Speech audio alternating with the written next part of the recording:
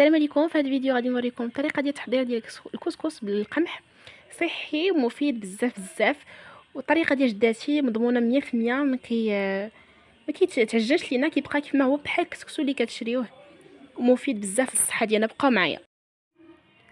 ايوا هنا كيف ما كتشوفوا معايا كتجيبوا الدقيق الكامل الكميه اللي بغيتو نتوما، كديروا في الغربه كتبقى تغربلوها، وكتحيدوا النخاله اللي كتكون الفوق ديالها صافي. ومن بعد كتبقى تشوفوا الا كان فيه طرت لها شي حاجه، تزيدوا شويه الماء شويه وما تكثروش ليه بزاف باش ما يتعجنش ليكم، حقاش حنا بينا صايبو كسكسو.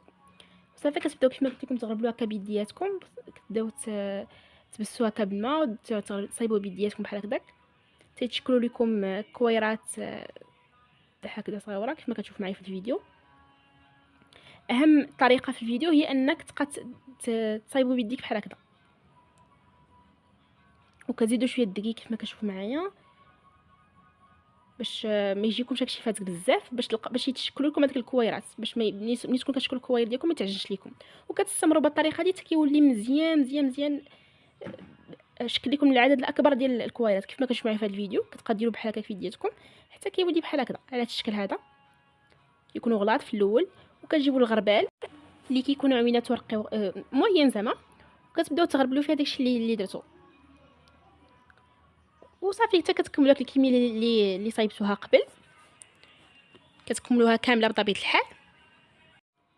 وهذا الشيء شاط لكم في الغربال ما تغربلش لكم، كتضيفوا ليه شويه ديال الدقيق الكامل ماشي الدقيق الفورس، وكتبداو تفركوا فيه، كتبداو تفرزوا فيهم بيدياتكم بحال هكذا،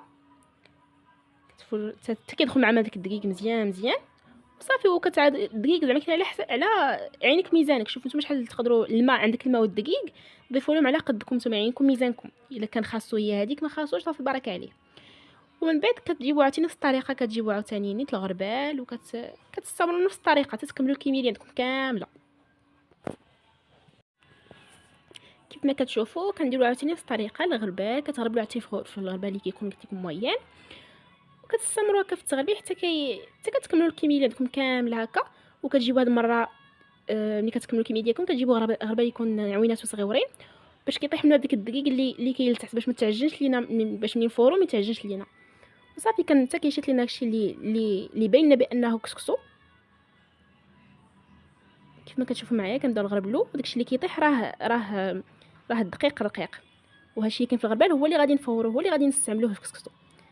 وهذه هي الطريقه ديال الكسكسو. كتستمروا بحال هكذا كيف ما قلت لكم، وهذا الشيء كتحصلوا عليه ديال النتيجه النهائيه ديال الكسكسو بالقمح صحي 100%. ومن بعد الا بغيتي تفورو